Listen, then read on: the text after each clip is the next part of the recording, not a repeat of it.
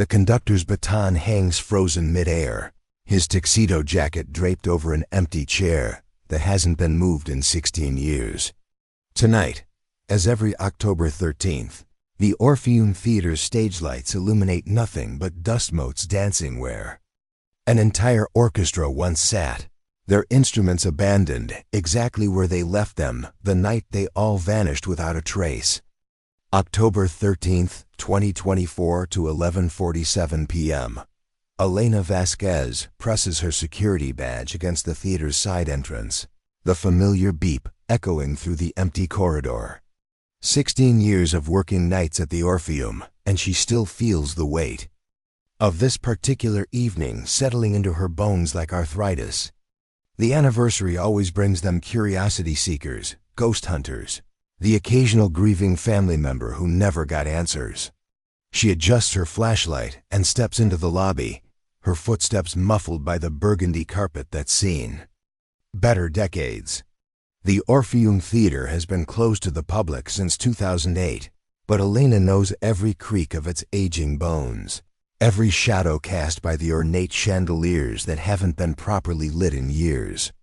Just another night, she whispers to herself, though her voice wavers slightly. The lie tastes bitter. Nothing about October 13th has ever been just another night. Not since 2008, when the entire Meridian City Symphony Orchestra, all 47 musicians, their conductor, and 3 stage crew members disappeared during their performance of Mahler's Symphony No. 2, Resurrection. Elena makes her way toward the main theater, her flashlight beam cutting through the darkness. She's supposed to do a perimeter check every 2 hours, but on anniversary nights, she finds herself drawn to the stage despite every instinct screaming at her to stay away. The heavy theater doors groan as she pushes them open. Her flashlight illuminates rows of red velvet seats, most covered in white sheets like ghosts themselves. But it's the stage that makes her breath catch, as it has every year for the past decade and a half. The instruments remain exactly where they were left that night. Music stands still hold sheet music. Pages turn to the exact measures they were playing when silence fell. The grand piano's lid stands open, its keys yellowed with age. Violin bows rest across music stands as if their owners had simply stepped away for intermission. Elena has read the police reports dozens of times obtained through a friend who dated a detective years ago. The audience that night described the same impossible thing. The orchestra was there one moment, playing the climactic finale, and gone the next, not gradually, not with any commotion. 1 second, 51 people occupied the stage. The next, only their instruments remained. No doors had opened, no smoke, no flash of light, no screaming. The emergency exits showed no signs of use. Security cameras captured nothing, they simply showed the musicians playing, then an empty stage with no frames in between showing any transition. She approaches the conductor's podium, where Maestro David Chen's baton still lies exactly where it fell. Elena has never been much for classical music, but she's learned enough over the years to know that Mahler's Resurrection Symphony is about death and rebirth, about souls ascending to heaven. The irony isn't lost on her. Elena? She spins around, her flashlight beam slashing across the theater. Her heart hammers against her ribs as she scans the rows of seats, looking for the source of the voice. It had sounded close, familiar somehow. "Hello," she calls out, her voice stronger than she feels. "Theater's closed. You need to leave." Silence stretches back at her, thick and oppressive. Elena's been doing security for over 2 decades. She knows the difference between building settling and human presence. Someone is definitely in here with her. She moves carefully down the aisle, her flashlight sweeping left and right. The beam catches something that makes her freeze. A fresh program lying on one of the seats, its pages crisp and white against the dusty fabric. With trembling fingers, she picks it up. The header reads, "Meridian City Symphony Orchestra presents Mahler's Symphony No. 2, Resurrection," and the date, today's date, October 13th, 2024. That's impossible. The theater hasn't printed programs. In 16 years, you found it. Elena whirls around. A woman stands 3 rows back, partially hidden in shadow. She appears to be in her early 30s, with dark hair pulled back in a practical ponytail and wearing a navy blazer that looks expensive but rumpled.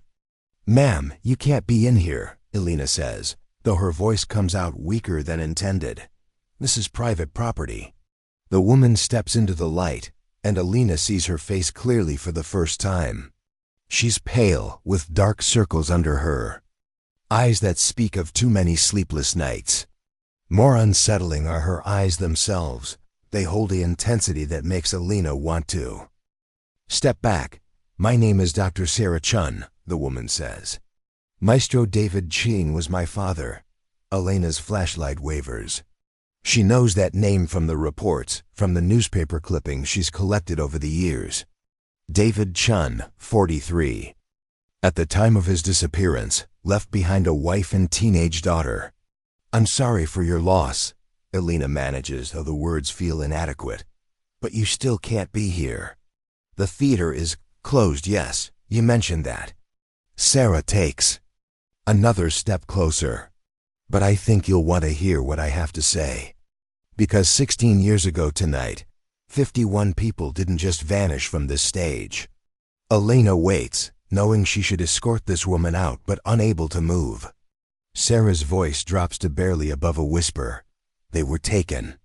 And I know who took them." The program in Elena's hand feels suddenly heavy, its impossible existence weighing more than paper should. In the distance, she swears she can hear the faintest echo of orchestral music drifting from the empty stage. Elena's flashlight beam trembles as she stares at Sarah Chun, the conductor's daughter who should be impossible to miss in a town the size of Meridian City. Yet Elena has never seen her before, never heard her mentioned in any of the anniversary articles or memorial services. "You know who took them." Elena's voice cracks on the words. "The police said there was no evidence." The police said a lot of things." Sarah's tone carries a bitter edge that makes Elena's skin prickle. "They said 51 people can't just disappear. They said there had to be a rational explanation. They said my father was probably having a breakdown and orchestrated some elaborate hoax." Elena remembers those theories from the early days. The newspapers had been full of speculation. Mass hypnosis, elaborate magic trick gone wrong, some kind of group suicide pact. But as months turned to years with no bodies, no evidence, no answers, the theories had grown quieter until they stopped altogether. "But you were there that night," Elena says slowly. "I read the witness statements. David Chun's daughter was in the audience." Something flickers across Sarah's face, pain, or maybe fear. "I was supposed to be front row, center seat. I had tickets." She reaches into her blazer pocket and pulls out a yellowed ticket stub. October 13th, 2008, 8 p.m. performance. Elena squints at the ticket in the flashlight beam. It looks authentic, aged in a way that would be hard to fake. Supposed to be? "I got sick that afternoon. Food poisoning, I thought at the time. Spent the evening throwing up in my dorm bathroom instead of watching my father conduct what should have been his greatest triumph." Sarah's laugh is hollow. "Funny how life works, isn't it? The one night I miss his concert turns out to be the last concert he ever conducts." Elena finds herself drawn deeper into the conversation despite every protocol telling her to call the police. "You said you know who took them. How is that possible if you weren't even here?" Sarah moves closer, her footsteps silent on the theater carpet. "Because I've spent 16 years researching what happened that night. And because 3 days ago, I received this." She pulls out her phone, its screen glowing harsh blue in the darkness. Elena leans in to see what looks like a video file, time-stamped just after midnight on October 10th. "This was sent to my email from an anonymous account," Sarah explains. "No return address, no message, just this video." She taps play. The footage is grainy, clearly from a security camera, but Elena recognizes the Orpheum stage immediately. The time stop reads October 13th, 2008, 10:17 p.m., exactly when the orchestra vanished according to all the witness reports. Elena watches, transfixed, as the screen shows the full orchestra mid-performance.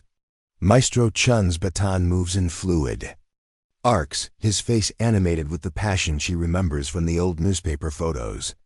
The musicians sway with their instruments, completely absorbed in Mahler's complex finale.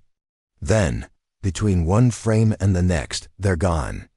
But this time, Elena sees something the original security footage supposedly never captured.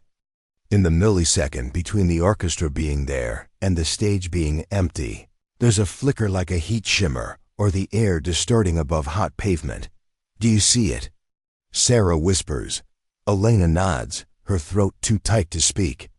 The distortion seems to ripple outward from center stage, encompassing the entire orchestra section before snapping back to normal, leaving only empty chairs and abandoned instruments. The police said their security cameras malfunctioned that night, Sarah continues, closing the video. Every single camera in the theater went dark for exactly 47 seconds, 1 second for each missing person. But someone else was recording. Elena's mind races. Who sent this to you? I don't know yet. But I think whoever it was wants me to find the truth. Sarah's eyes glitter in the flashlight beam. Elena, you are Elena, right? I saw your name tag. How long have you worked here? 16 years, Elena answers automatically. Started just a few months before ... double quotes, she trails off. Before. My father disappeared. So you knew the building when it was still active. Sarah looks around the darkened theater with new interest. Did you notice anything strange in the weeks leading up to that night? Anything unusual? Elena considers this.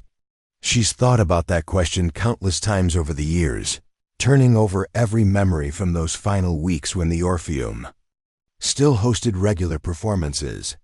There were some odd sounds, she admits finally. Late at night, after everyone had gone home. Like music, but not quite right. Out of tune, or maybe out of time. I always assumed someone was practicing. After hours. Sarah's posture sharpens. What kind of music?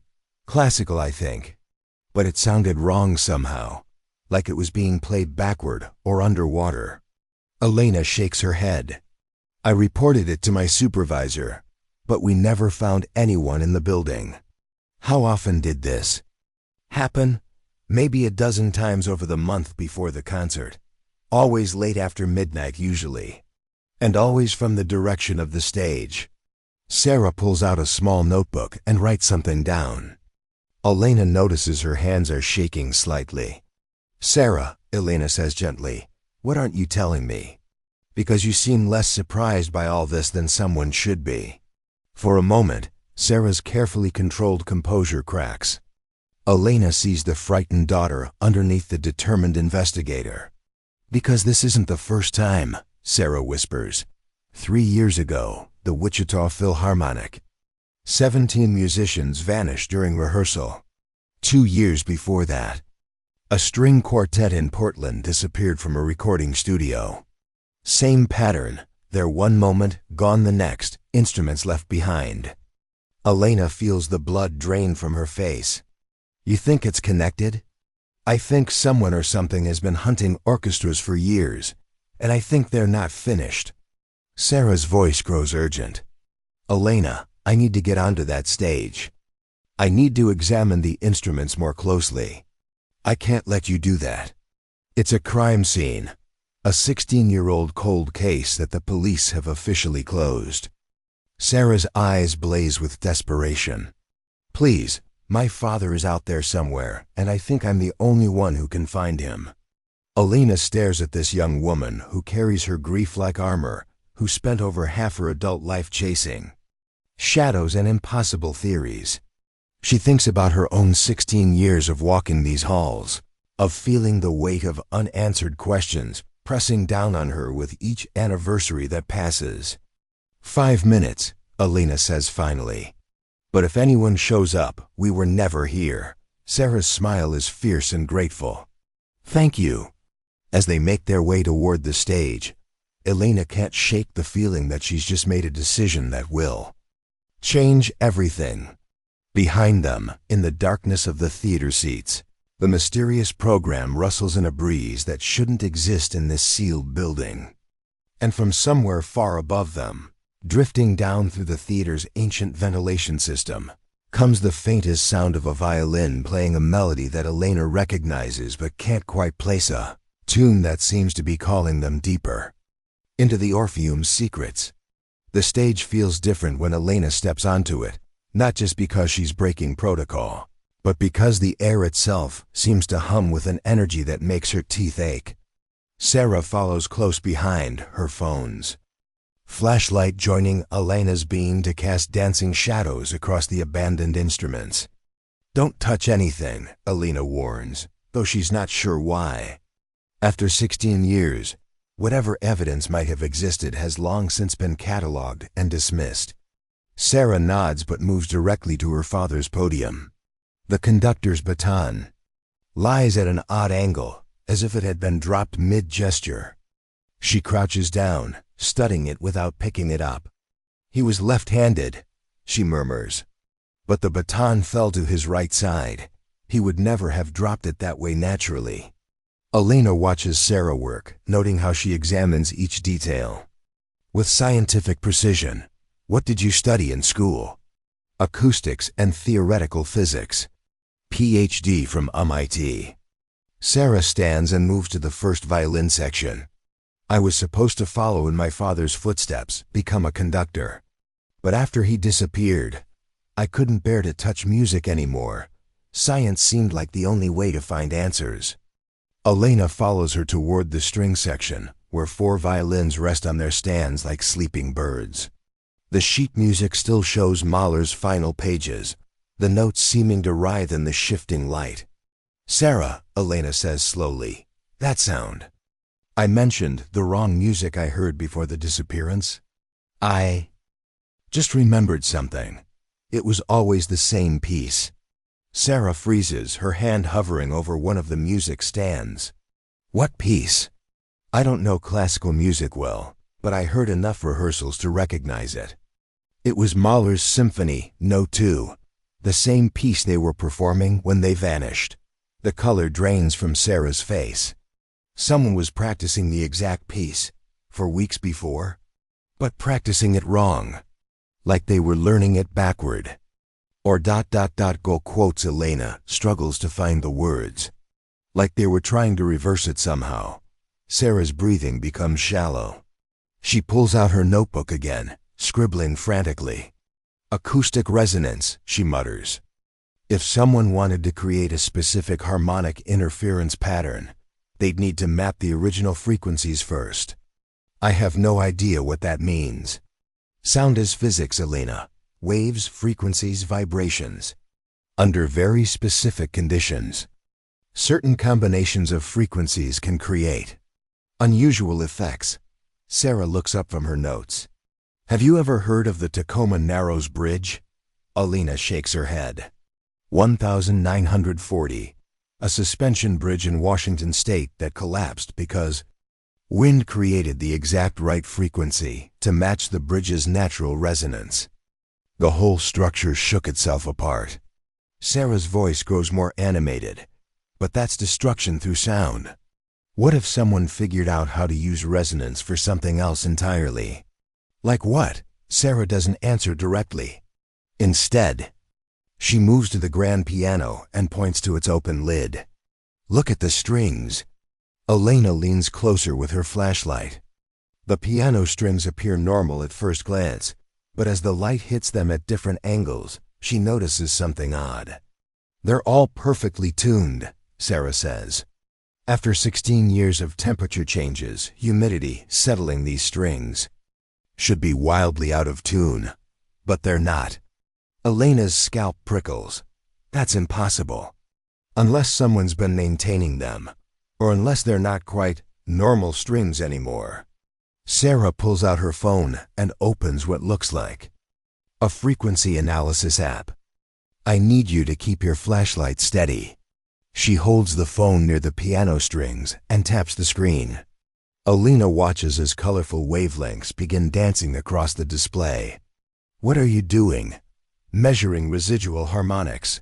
If my theory is correct, these instruments should still be resonating with whatever frequency pattern was used that night. Sarah's eyes widen as she stares at the phone screen. Alina, look at this.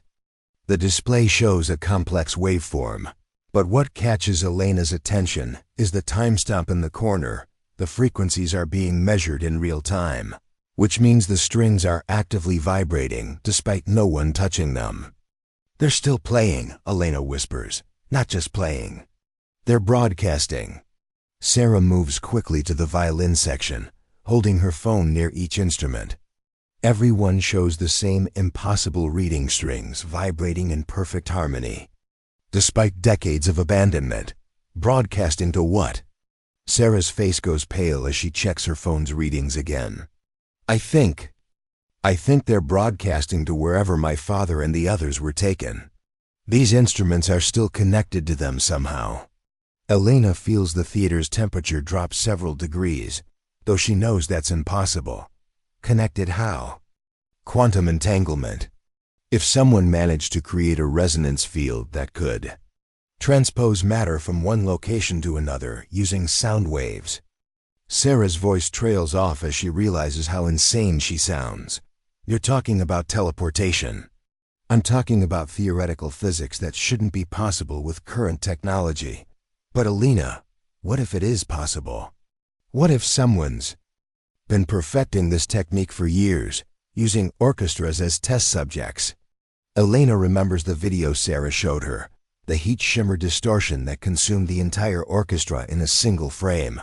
Why orchestras?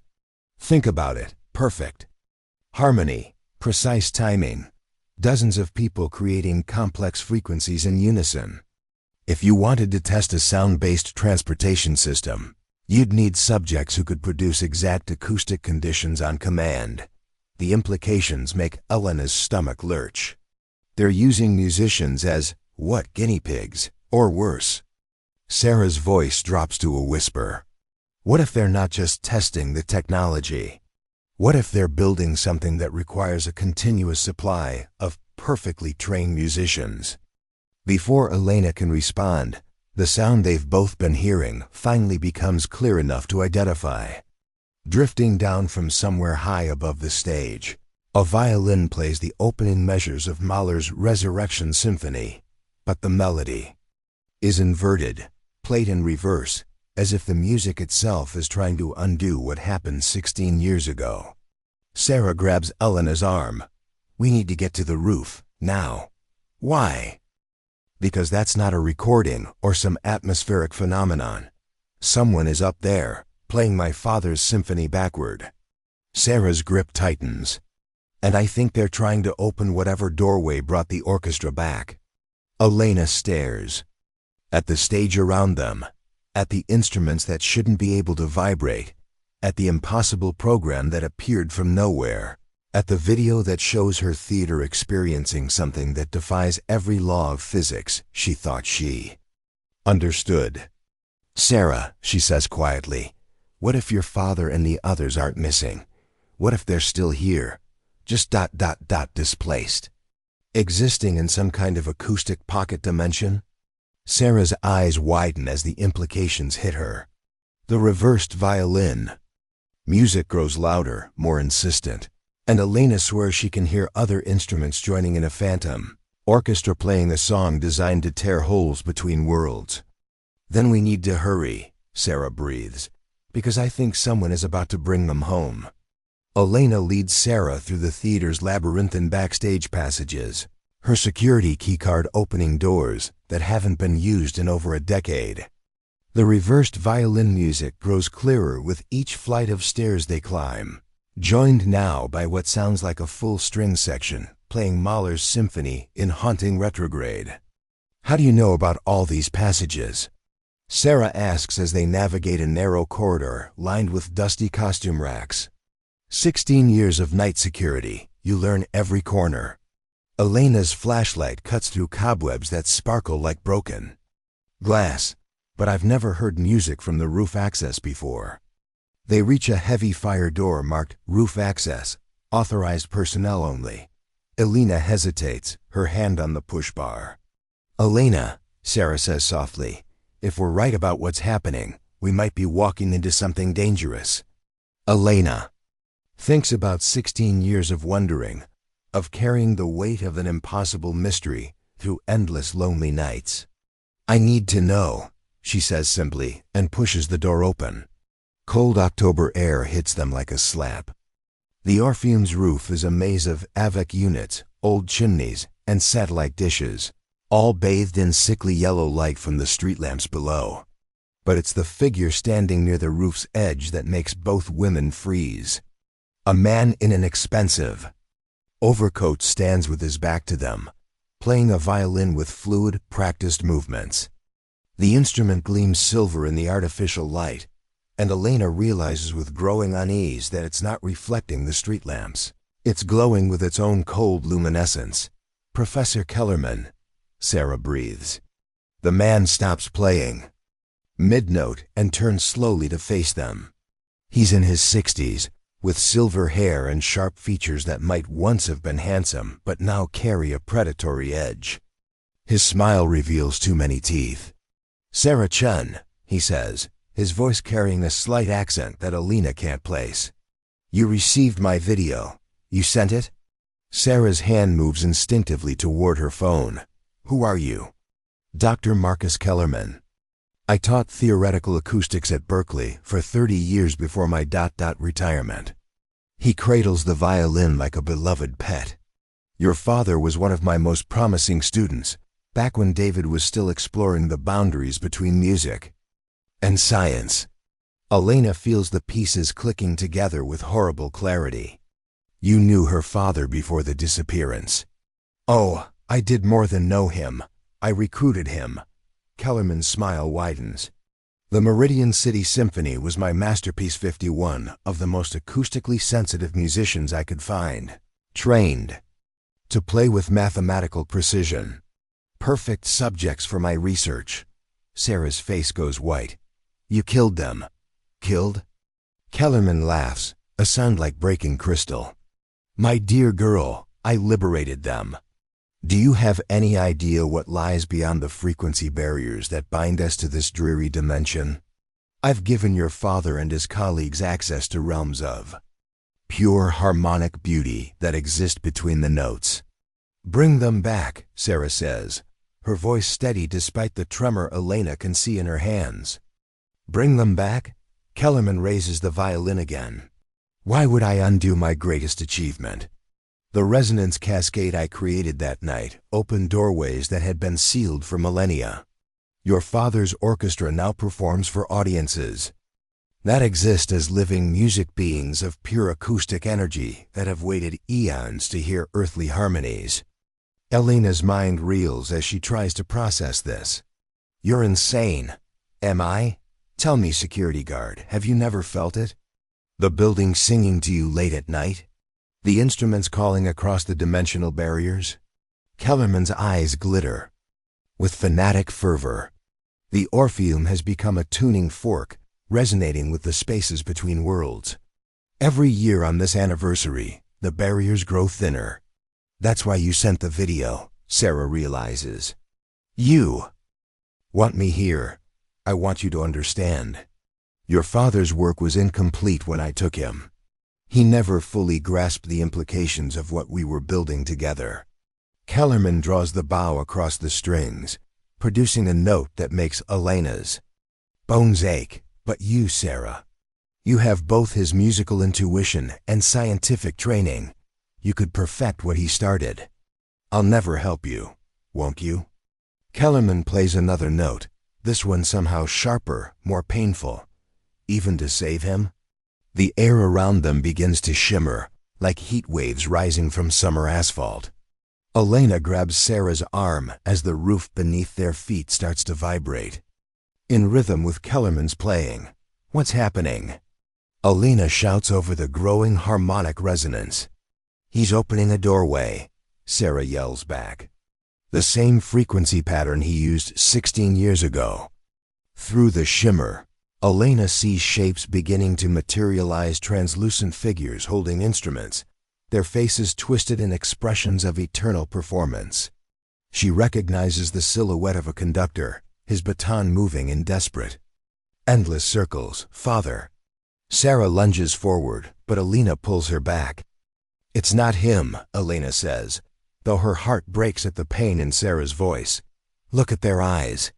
The ghostly musician's eyes are empty, filled with swirling notes instead of pupils. They play their instruments with mechanical precision. But their faces show no recognition, no humanity, only the endless compulsion to perform. They're trapped, Sarah whispers.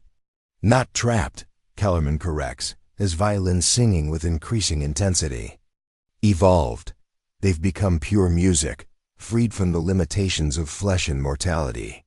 And tonight, with the anniversary resonance at its peak, I'm going to send them home along with you. Elena realizes with growing horror that the shimmer is expanding, reaching toward them with spectral fingers. She can feel the air around her beginning to vibrate, her body starting to respond to frequencies that exist at the edge of human perception. Sarah, we need to run. But Sarah isn't listening. She's staring at the ghostly conductor with tears streaming down her face, watching her father's spirit conduct an orchestra of the damned for audiences that exist as living sound. There has to be a way to reverse it, she says desperately. If sound created this, sound can undo it. Kellerman's laughter cuts through the growing harmonic chaos. Reverse 16 years of acoustic evolution? You'd need the original frequency map, the precise harmonic equations I used to create the cascade. You'd need. His eyes narrow as he realizes what Sarah is thinking. No, I destroyed those calculations years ago. Did you? Sarah pulls out her phone, showing him the frequency analysis app she'd been using on the stage. Because those instruments downstairs are still broadcasting, still resonating with your original pattern. And I've been recording everything. For the first time, uncertainty flickers across Kellerman's face. The ghostly orchestra wavers, their forms becoming less distinct as his concentration breaks. Elena sees their chance. Sarah, whatever you're going to do it now. Sarah's fingers fly across her phone screen, activating what looks like a sound generation program. If I can create an inverse wave pattern, maybe I can cancel out his frequency cascade. You don't understand the forces you're dealing with. Kellerman's violin screams in protest as Sarah's phone begins emitting a complex series of tones. The ghostly musicians flicker like a bad television signal. Elena watches her father's form become more solid for a moment, his empty eyes suddenly focusing on his daughter with what might be recognition. But Kellerman isn't finished. With a snarl of rage, he raises his violin for one final, devastating chord, a sound that Elena knows will either save them all or tear reality apart at the seams. The note that erupts from Kellerman's violin splits the night like a scream made of mathematics. Elena feels it in her bones, her teeth, the fluid in her inner ears, a frequency so precise and violent that reality itself seems to shudder. Ghostly orchestra solidifies instantly, their translucent forms snapping into sharp focus as if Kellerman's sound has dragged them forcibly back toward the physical world. Sarah's phone speakers strain against the acoustic assault, her inverse frequency pattern creating a chaotic interference that makes the air around them crackle with competing harmonics. Elena watches in fascination and terror as visible sound. Waves, ribbons of distorted light clash in the space between Kellerman and Sarah like dueling sword strikes. You think your little device can undo 16 years of perfected resonance theory? Kellerman shouts over the harmonic chaos, his fingers dancing across the violin strings with inhuman speed. I've had decades to refine these frequencies. But Sarah doesn't back down. Elena sees something in the young woman's face that reminds her powerfully of the newspaper. Photos of Maestro Chun, the same intense focus, the same unwillingness to let the music defeat him. Sarah adjusts something on her phone, and the counter frequencies shift, becoming sharper, more aggressive. The ghostly musicians waver between dimensions, their forms flickering like candle flames in a windstorm. Alina can see the conductor David Chen fighting against whatever force keeps him trapped in endless performance. His baton moves erratically now, no longer keeping perfect time, and she realizes he's trying to help his daughter. He's fighting. Alina shouts to Sarah. Your father is fighting the compulsion. Sarah's eyes never leave her phone screen, but Alina sees tears streaming down her cheeks. I know, I can see him trying to break free. Kellerman notices too. His expression darkens as he realizes his perfect orchestra is developing flaws, individual disrupting his harmonic control. Impossible. I removed their capacity for independent thought years ago. You removed their bodies, Sarah says, her voice cutting through the acoustic warfare with surprising strength. But you can't remove love. And my father loves me more. Then he fears your frequency prison. She makes another adjustment to her phone, and Alina gasps as the sound that emerges is recognizably musical, not the clinical tones of before, but something warmer, more human. Alina realizes Sarah is playing a melody, using her frequency generator like an instrument. The lullaby, Sarah whispers, and Alina can barely hear her over the competing sounds. The one he used to play for me when I was little. The effect on the ghostly conductor is immediate. David Chun's form becomes more solid, more present, and for the first time in 16 years, he looks directly at his daughter with eyes that hold recognition instead of empty musical notation. Kellerman snarls in rage and changes his technique, his bow attacking the violin strings with vicious strokes that produce sounds no earthly instrument should be able to make. The other ghostly musicians respond to his acoustic commands, their instruments adding layers of harmonic complexity that make Alina's vision blur. Sarah! Alina grabs her arm as the young woman sways, clearly struggling against the overwhelming auditory assault. Can you keep this up? Have to, Sarah gasps. I'm close. I can feel the frequency matrix starting to destabilize. Alina looks around desperately for something, anything, that might help tip the balance. That's when she notices the Orpheum's old bell tower, rising like a concrete finger behind them. The theater's original bell still hangs there, a massive bronze instrument that hasn't rung in decades. Sarah, the bell. If we could get it to ring, the vibrations might amplify the interference pattern. Sarah finishes, understanding immediately. But how do we reach it? Alina is already moving. Her security knowledge paying off once again. There's a maintenance ladder on the backside. But someone needs to keep the frequency battle going, or Kellerman will recapture your father. I can't climb and operate the phone at the same time. Alina makes a decision that terrifies her. Give me the phone. Tell me what to do. Alina, you don't understand. If you get the frequency wrong, if you stop the inverse pattern for even a second, then your father and 50 others stay trapped forever. Alina holds out her hand with more confidence than she feels. I've spent 16 years watching this. Building, Sarah. I think I can handle one night of trying to save the people inside it. Sarah hesitates for a crucial moment, then presses the phone into Alina's hands. The screen shows a complex waveform display with multiple sliders and frequency adjustments. Keep the pattern running. If the blue line drops below the red threshold, we lose him. Alina nods, though she has no idea what she's doing. Sarah sprints toward the bell tower, leaving Alina alone on the roof with a madman playing, a violin that bends reality, and a phone app that's apparently the only thing standing between 51 souls and eternal damnation. Kellerman notices Sarah's absence immediately. Running away, little girl? Abandoning your father again, just like you did 16 years ago? She didn't abandon anyone, Alina shouts back, trying to keep the frequency pattern stable while watching. Sarah climbed the tower's rusted ladder. She was sick that night, She couldn't have known, couldn't she? Kellerman's smile is poison. Did she never wonder why she got food poisoning on that particular day? Why her perfectly healthy constitution failed her at exactly the moment her father needed her most? Elena feels her blood turn to ice. What are you saying? I needed insurance, you see. A way to ensure the acoustically gifted Qin bloodline would survive to complete my work. A little something in young Sarah's combined voices creating a resonance that makes the air itself visible. Sarah, Elena says urgently, can your frequency generator stop this? I don't know. The harmonic complexity is beyond anything I've seen. Sarah's voice cracks with desperation. It's like they're turning the entire orchestra into a living tuning fork.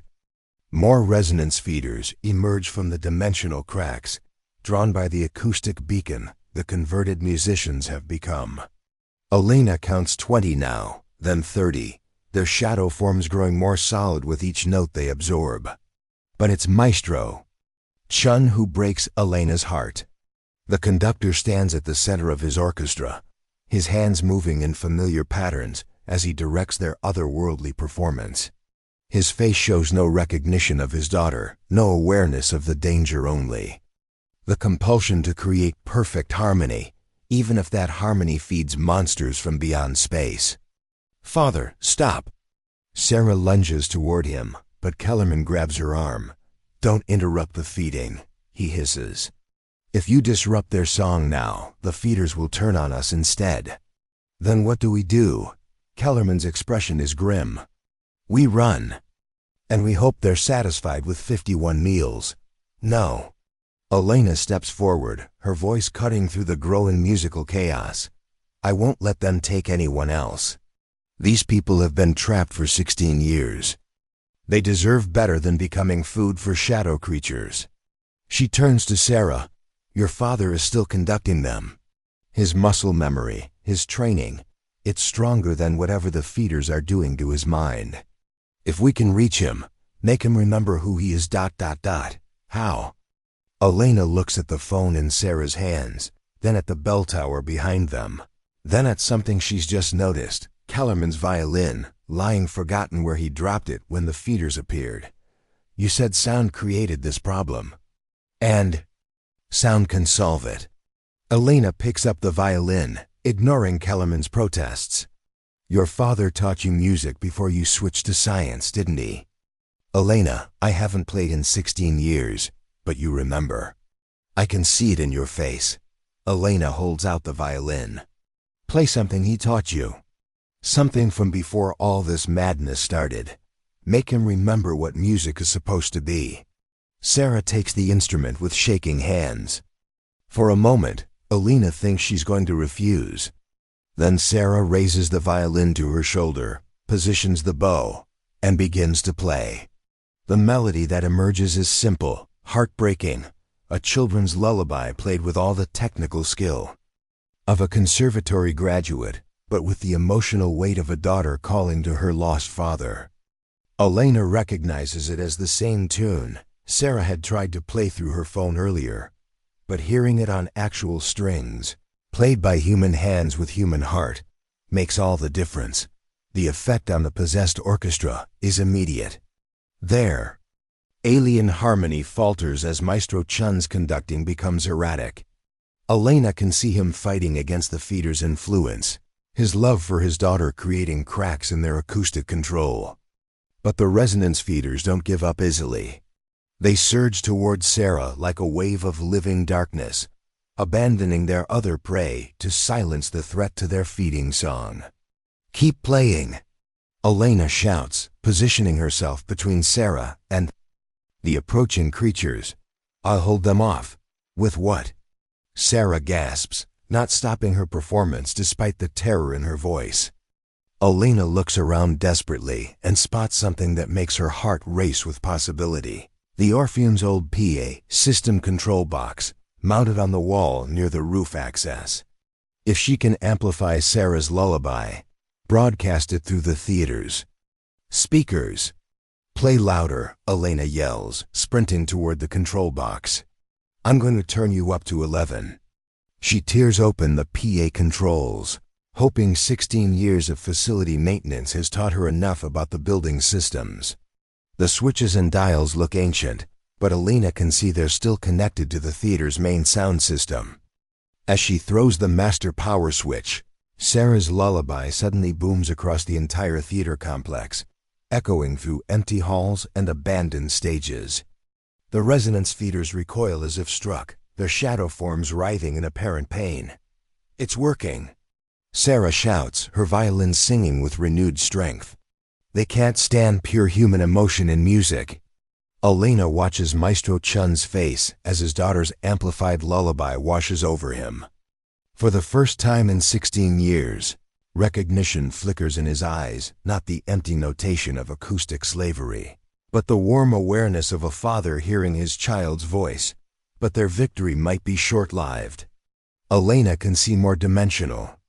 Cracks opening as the acoustic chaos reaches a crescendo, and what's emerging from them makes the resonance feeders look like children's nightmares. Something vast and ancient is stirring. In the spaces between notes, drawn by the massive harmonic disruption they've created. And Alina has the terrible feeling that they've just rung the dinner bell for something that considers entire orchestras a light snack. The thing that emerges from the largest dimensional crack defies Alina's ability to process it. It's not a creature so much as a living absence, a void in the shape of sound itself, with appendages made of crystallized silence and eyes that gleam like dark stars. When it moves, the very air around it stops vibrating, creating pockets of absolute quiet that hurt more than any noise. "The conductor of emptiness," Kellerman whispers, his face gray with terror. "I thought it was just a legend, something the old acoustic theorists invented to scare students." Sarah never stops playing, but Alina can see the strain on her face as the violin strings grow cold under her fingers. The massive entity's presence is draining the warmth from sound itself, making music increasingly difficult to produce. "What does it want?" Alina shouts over the chaos. "Everything," Kellerman replies. "It consumes entire musical traditions, whole cultures of sound. The resonance feeders are just its advanced scouts." The freed orchestra members continue their possessed harmony, but Alina notices their song is changing. Where before it was alien, but recognizably musical, now it's becoming something else, gaps of silence woven into the melody like holes in fabric. The conductor of emptiness is teaching them to sing its own song, turning them into instruments of absolute quiet. Alina watches Maestro Chun fight against this new influence, his conducting becoming increasingly erratic as he struggles between his daughter's lullaby and the void thing's compulsion. Sweat beads on his forehead, and she can see veins standing out on his temples from the mental strain. "Sarah, your father's fighting it, but he's losing." Sarah's response is to play with even more intensity, pouring 16 years of grief and love into every note. But Alina can see it's not enough. The conductor of emptiness is too powerful, its influence too overwhelming for one violin to counter. That's when Alina remembers something from her years of night security, the Orpheum's emergency broadcast system, designed to reach every speaker in the building simultaneously.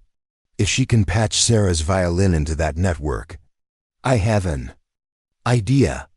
Alina sprints back to the PA controls, but as she reaches for the emergency broadcast switch, one of the resonance feeders blocks her path. This one is larger than the others, more solid, and when it speaks, its voice is like music played backward. "You cannot stop the feeding," it says, words dripping with harmonic poison. The conductor requires sustenance, and this realm has been chosen for harvest. Like hell, Alina snarls and does something that surprises even herself. She starts singing. It's not a good voice, never has been. Alina can't carry a tune to save her life under normal circumstances. But these aren't normal circumstances, and what emerges from her throat isn't technically music at all. It's pure human stubbornness given sound.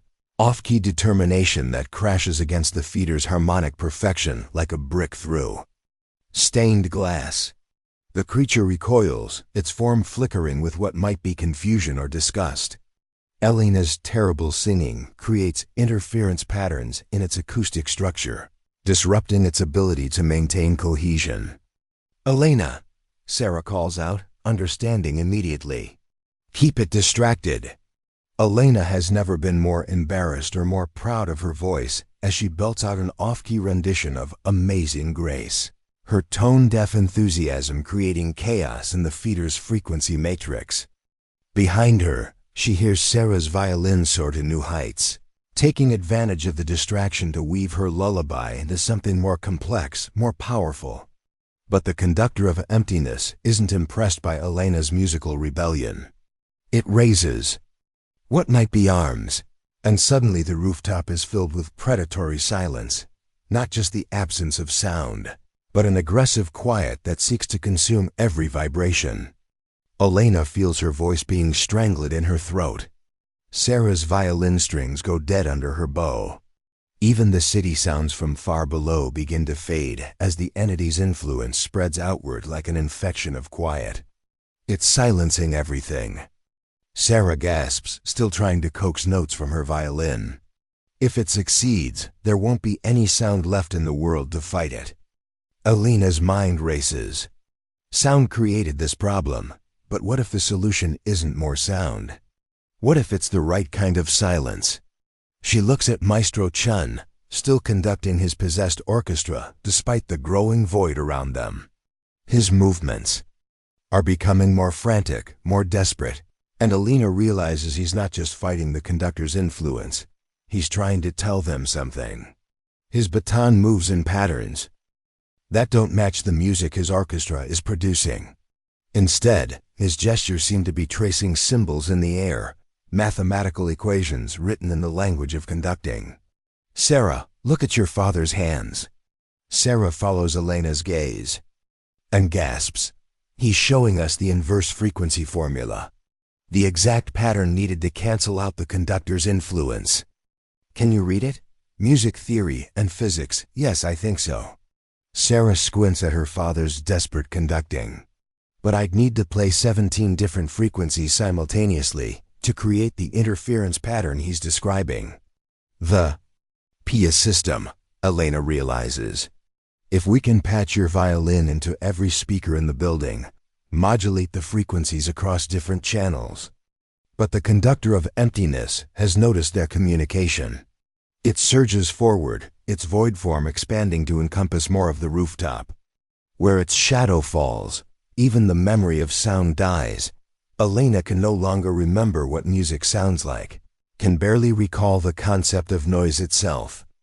Only Maestro Chun's conducting keeps them anchored to the idea that sound can exist. His baton moves with increasing urgency, tracing the same frequency equations over and over while his orchestra sings the song of ending worlds. Elena makes a desperate choice. She lunges for the emergency broadcast controls, her fingers flying over switches and dials she barely understands. The conductor's influence washes over her like a wave of cosmic deafness, but she holds onto one thought: 16 years of listening to this building, learning its acoustic secrets, understanding how sound moves through its ancient bones. Her hand finds the master override, the switch that connects every speaker, every microphone, every acoustic system in the Orpheum into one vast network. As she throws it, Sarah's violin suddenly becomes the voice of the entire theater. But something goes wrong. Instead of amplifying Sarah's lullaby, the system picks up something else, the conductor of emptiness itself, its song of absolute silence now broadcast through every speaker in the building. Elena watches in horror as the void entity's influence spreads beyond the rooftop, flowing through the theater's sound system like poison through veins. She can see windows going dark in the buildings around them as the silence spreads, consuming the acoustic life of the entire city block. "I've made it worse," she whispers, though she can barely hear her own voice anymore. Sarah grabs her arm, her mouth moving urgently. Elena can't hear the words, but she can read the message in Sarah's eyes. It's not over yet. The young woman points to her father, still conducting his impossible equations in the growing void. Then she points to Elena, to the PA controls, and Elena understands. They need to feed Maestro Chun's frequency formula directly into the building's acoustic system. Turn the entire Orpheum into a massive instrument designed to play the one song that can send the conductor of emptiness back to whatever hungry darkness spawned it. But to do it, Elena will have to rewire the emergency broadcast system by ear, creating connections between speakers and sound processors that were never meant to work together. And she'll have to do it while her ability to hear, to remember what sound even is, disappears note by note. As the cosmic silence closes around them like a fist, Elena realizes she's about to attempt the most important audio engineering project in human history, and she's going to have to do it deaf. Elena's hands move across the PA control panel like a pianist's, her fingers guided by 16 years of muscle memory rather than hearing. The conductor of emptiness has stolen sound from the world, but it can't erase the knowledge she's gained from countless nights learning the Orpheum's acoustic anatomy. She traces cables by touch, following power lines and signal paths that she's repaired dozens of times. The emergency broadcast system was designed for simple announcements, but Elena knows every junction box, every speaker relay, every forgotten microphone hidden in the theater's walls. Sarah stands beside her father, violin raised but silent. In the void, Maestro Chen continues his desperate conducting, his baton tracing frequency equations that only his daughter can read. Elena catches glimpses of their communication, Sarah nodding at certain gestures, shaking her head at others, her scientific training allowing her to decode her father's musical mathematics. The possessed orchestra still performs, but their song has become something inhuman, gaps of structured silence that seem to devour the very concept of noise. Elena realizes they're not just singing anymore. They've become living instruments for the conductor of emptiness, their bodies tuned to broadcast its essence across dimensions. Kellerman cowers near the roof's edge, his earlier arrogance completely shattered. The resonance feeders that remain solid circle like vultures, waiting for the final silence that will let them consume whatever acoustic remnants survive the conductor's feast. Elena's fingers find the master frequency modulator, a piece of equipment installed decades ago for theater sound effects. If she can jury-rig it to accept multiple input signals, split Sarah's violin across 17 different channels, and route each one through a separate section of the building's speaker network, she works in absolute quiet, her world reduced to the texture of cables under her fingertips and the vibrations she can feel through the building structure. The Orpheum itself becomes her guide. She knows which speakers are connected to which circuits, which amplifiers can handle complex frequency modulation, which acoustic spaces will naturally enhance or dampen specific tones. Sarah taps Elena's shoulder urgently. When Elena looks up, she sees the young woman pointing to her phone, which displays a complex waveform pattern, her father's frequency equation translated into digital format. Sarah has figured out the mathematical solution, but they still need a way to implement it. Elena nods and gestures to the modified PA system she's been building. 17 separate audio channels, each one routed through a different section of the theater, each one capable of producing a specific frequency. If Sarah can input her father's equation correctly, they can turn the entire Orpheum into a massive acoustic weapon designed to shatter the conductor's hold on reality. But as Elena makes the final connections, she realizes their biggest problem. The conductor of emptiness has noticed what they're doing. Its void form shifts toward them, and Elena can feel the temperature dropping as absolute silence closes around the control panel. Where the entity's influence touches the equipment, circuits go dead. Not broken, simply forgotten by the universe, as if the concept of electrical current has been erased from local reality. Elena watches cables she just connected become meaningless. Tangles of wire, their purpose lost to cosmic amnesia. Sarah sees the problem too. She plugs her phone into the PA system, but as the conductor's shadow falls across it, the device simply stops existing in any meaningful way. Not destroyed, not powered down, just rendered conceptually null. Elena feels despair rising in her chest until she notices something the conductor has missed: Maestro Chun himself. The entity is so focused on eliminating their technological solutions that it hasn't noticed the original instrument they've been trying to amplify. Elena grabs Sarah's arm and points to her father. The conductor is still moving, still tracing his equations in the air, still fighting against the possession that drives his orchestra. He is the source, not just of the frequency pattern they need, but of the human will to resist the cosmic silence. Sarah understands immediately. She abandons her violin and moves to stand directly behind her father, her hands grasping his shoulders. Elena watches as she begins to move with him, learning his conducting pattern, matching his gestures until she's conducting the same impossible equation in perfect synchronization. Two conductors, father and daughter, their movements create invisible distortions in the air as their combined will fights against the conductor of emptiness. But Elena realizes they need more. They need the entire human element, every person who's ever loved music, everyone who's ever found meaning in organized sound. She thinks of the audience that night 16 years ago, the families who've grieved for the missing musicians, the children who grew up without parents' lullabies. The conductor of emptiness feeds on silence, but humans create music out of love, memory, and hope. Elena begins to conduct as well. She has no training, no technique, no understanding of musical theory. But she has 16 years of listening to this building breathe, of learning its acoustic heartbeat, of feeling how sound moves through its ancient structure. Her gestures are crude compared to the Chun's, but they carry the weight of human stubbornness.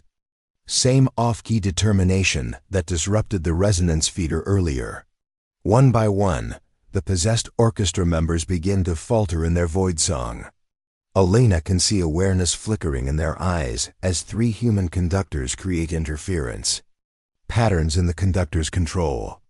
The entity's hold is absolute, but it requires perfect silence to maintain.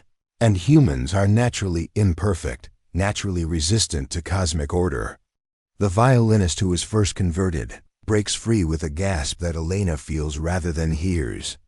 Then a cellist shakes off the possession, followed by a trumpet player, then half the string section. As each musician regains their humanity, they add their own conducting gestures to the growing rebellion. 51 people tracing frequency. Patterns in the air, their combined movements creating a mathematical symphony that exists in pure mathematics rather than sound.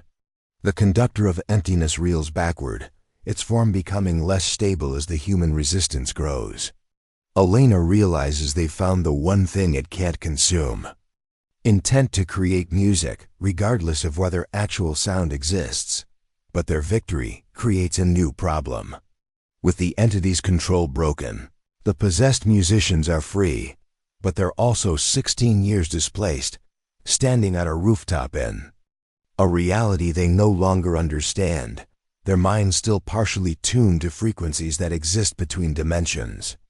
And the dimensional cracks that brought the conductor of emptiness are still open, still bleeding otherworldly influence into their reality. Elena can see more shapes moving in the darkness beyond things that make the resonance feeders look friendly by comparison. As sound begins to return to the world, as the conductor's influence retreats, Elena realizes their real challenge is just beginning.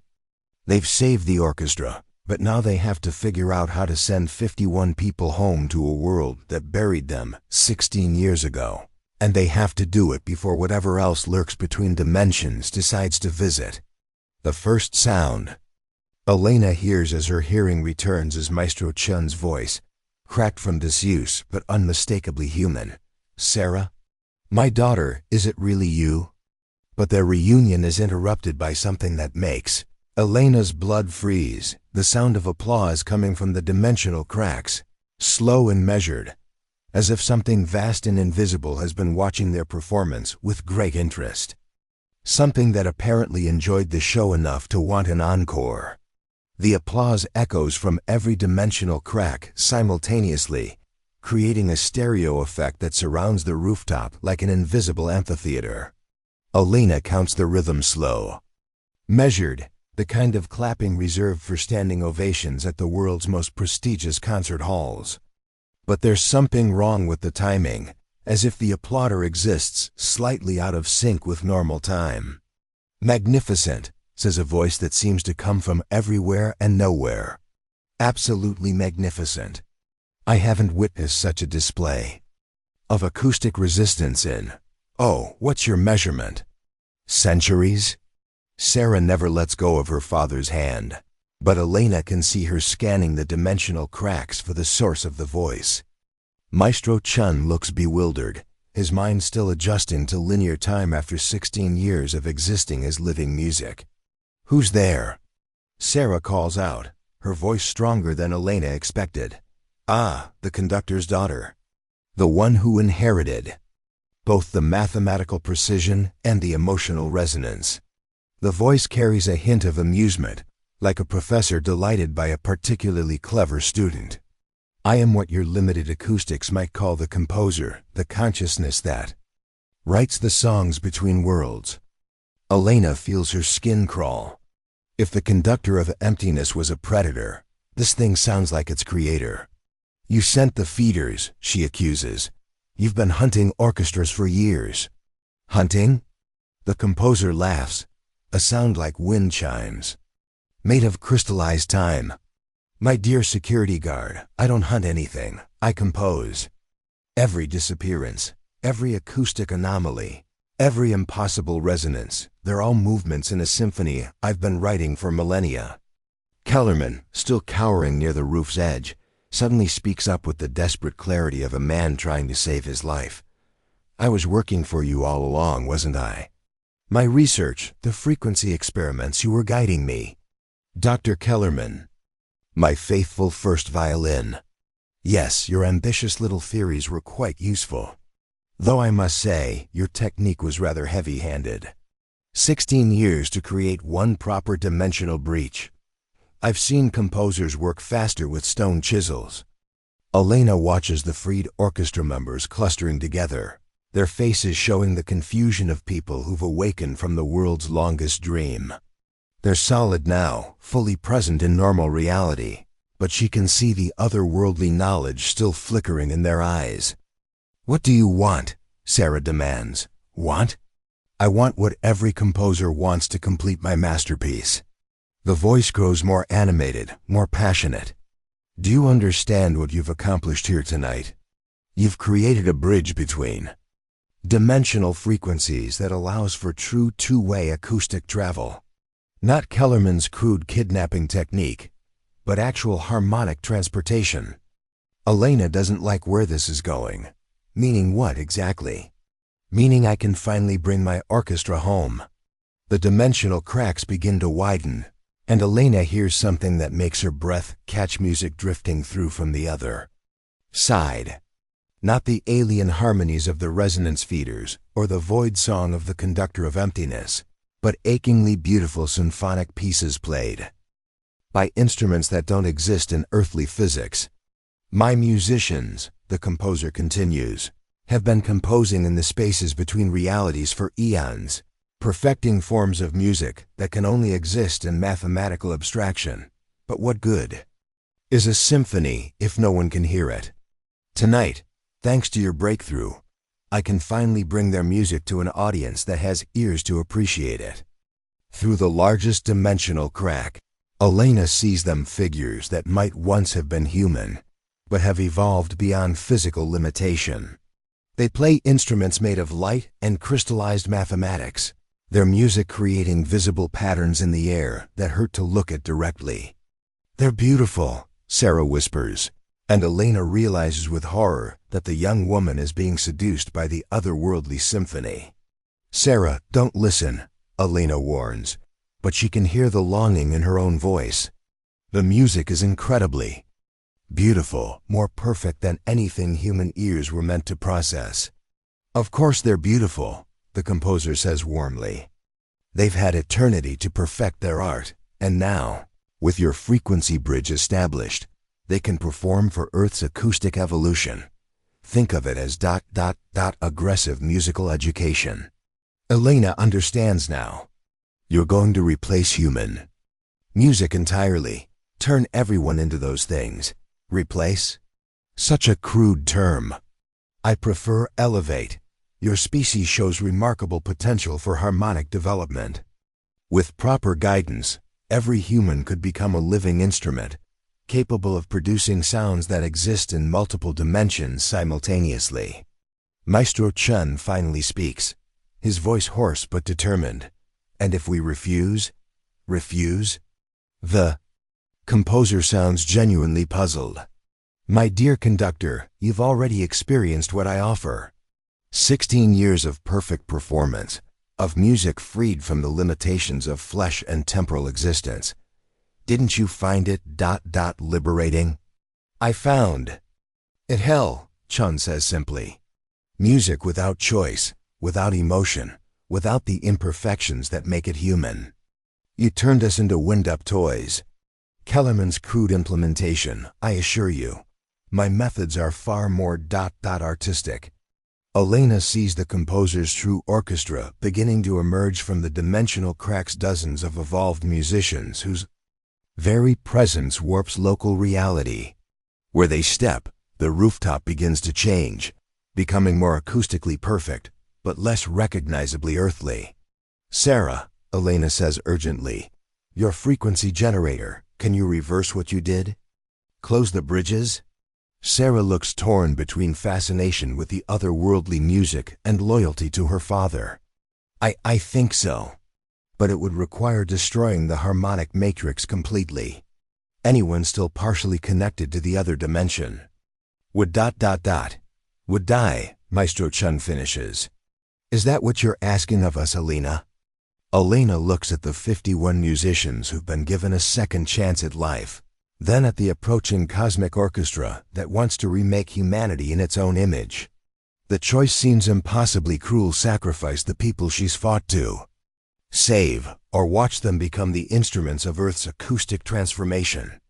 That's when she notices something the composer apparently missed in its cosmic arrogance.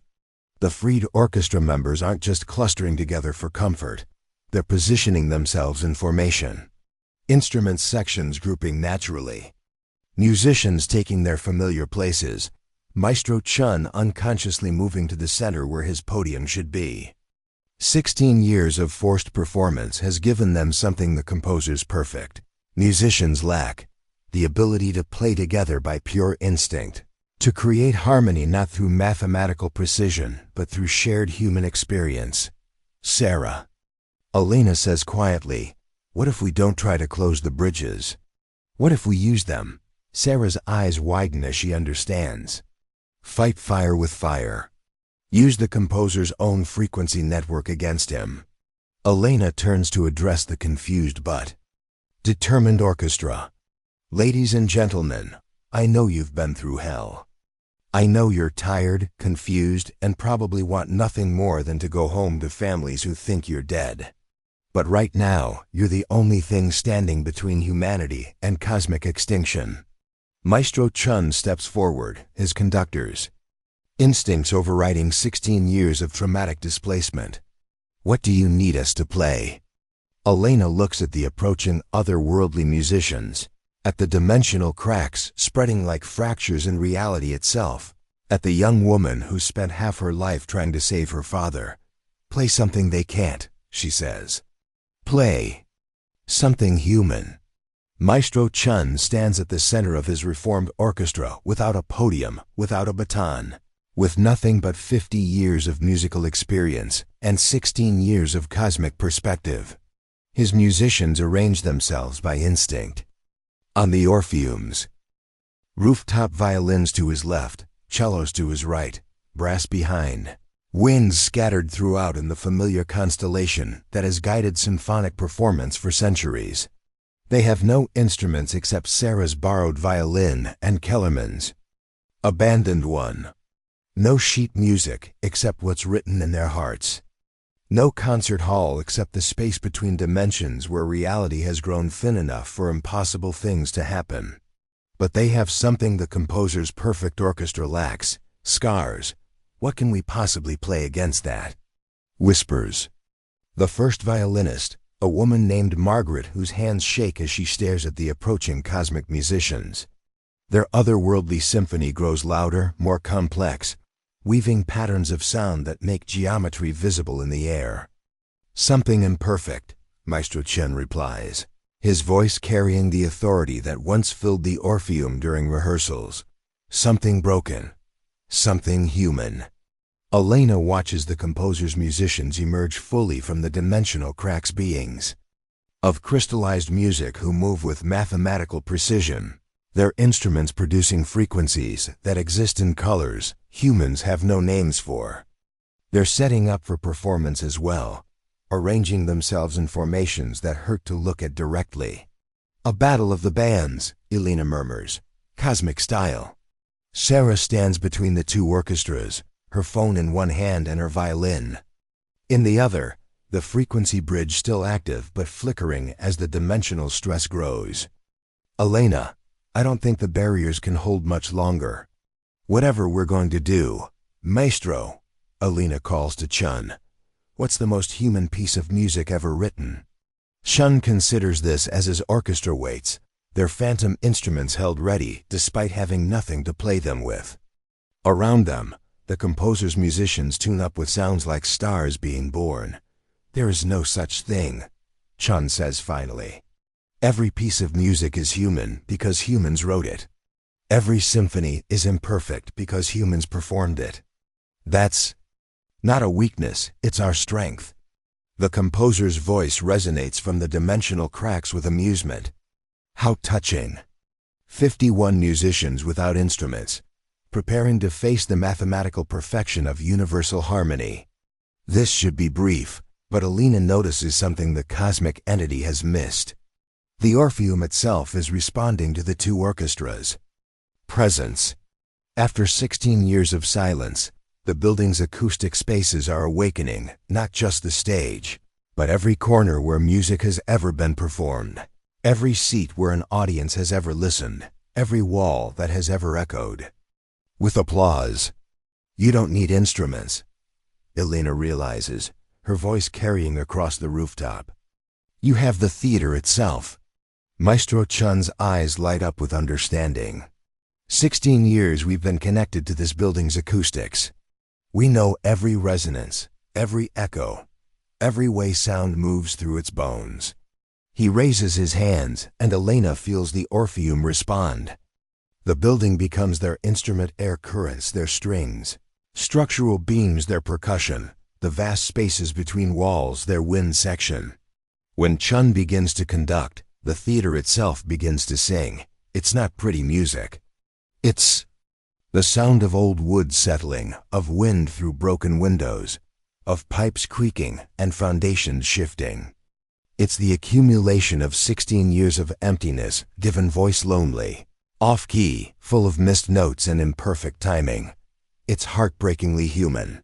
The composer's perfect orchestra begins their response, and Elena gasps as their music fills the air with geometric patterns of impossible beauty. Notes that exist in 11 dimensions simultaneously create harmonies that rewrite local physics.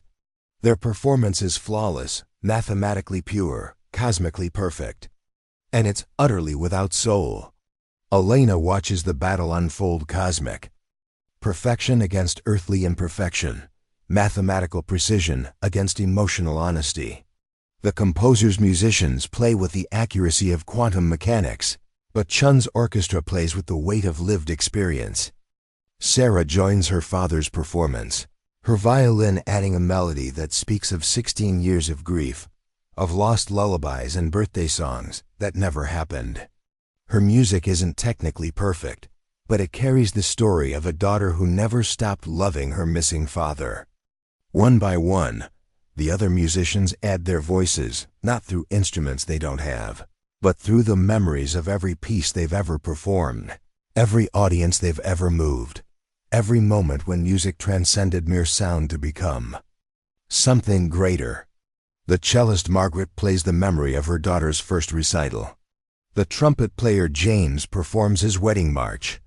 The timpanist Maria recreates the rhythm of her grandmother's heartbeat, heard through a hospital stethoscope years ago. Each contribution is flawed, personal, irreplaceably human. Elena feels the dimensional balance shifting. The composer's perfect music begins to develop cracks not in technique, but in relevance. What good is cosmic perfection if it has never comforted a crying child? What value does mathematical harmony have if it has never celebrated love or mourned loss? Impossible. The composer's voice carries notes of confusion. Perfect frequency alignment should override any primitive emotional resonance. That's your problem, Elena calls out to the entity. You think music is about frequency, but music is about memory. And you can't mathematically quantify a mother's lullaby or a lover's serenade. The cosmic orchestra falters as their perfect harmonies encounter something they can't compute, the chaos of human feeling translated into sound. Their instruments of crystallized mathematics crack against melodies born from joy, sorrow, hope, and loss. But the real breakthrough comes when Elena notices what's happening to the dimensional cracks themselves.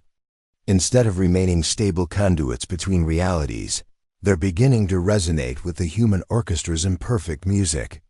The mathematical precision required to keep them open is being disrupted by the beautiful chaos of earthly emotions. "Sarah!" Elena shouts over the musical chaos. "The bridges are collapsing." The composer's music requires perfect acoustic conditions to maintain the dimensional connections. Sarah understands immediately. She adjusts her phone's frequency generator, not to create perfect interference patterns, but to amplify the human orchestra's glorious imperfections.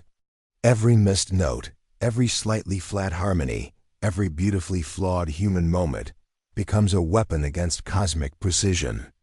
The composer's musicians begin to retreat as their performance space literally dissolves around them.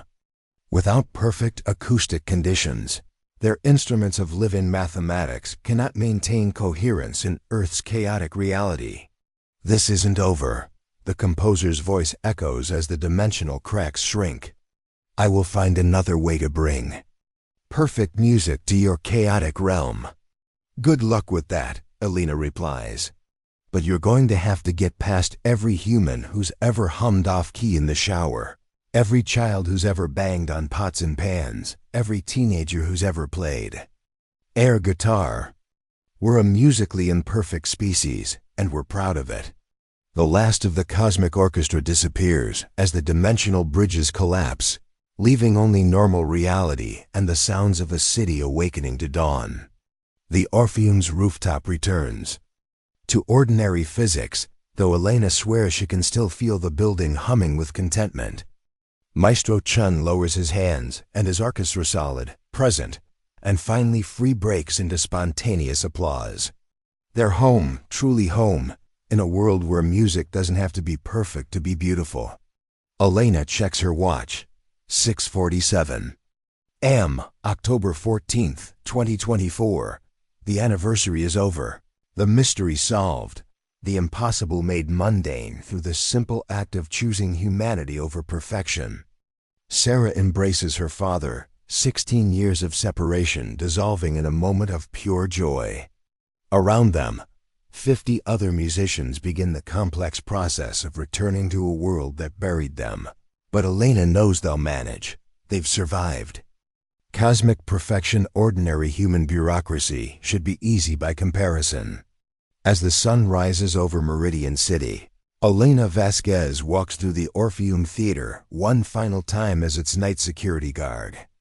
Tomorrow she'll help coordinate the return of 51 people to their families, assist with the media circus that's sure to follow, and probably spend years giving depositions to authorities who won't believe a word of the truth.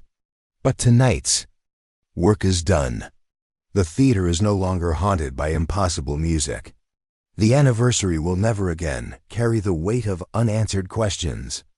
And somewhere in the distance, Elena swears she can hear the city itself humming slightly off-key, imperfect, chaotic, and beautifully, unmistakably human. The Orpheum's lights flicker once in what might be a goodbye, then settle into the steady glow of a building at peace with its own acoustics. After 16 years of silence, it's finally ready to host music again, not the cosmic perfection of otherworldly symphonies, but the flawed, heartfelt, gloriously human music that makes ordinary moments extraordinary. Elena locks the theater, doors behind her, and walks into the dawn, carrying the echo of the night's impossible symphony in her heart. Behind her, the Orpheum stands ready for its next performance, whenever that might be, knowing that the most beautiful music isn't perfect, it's real.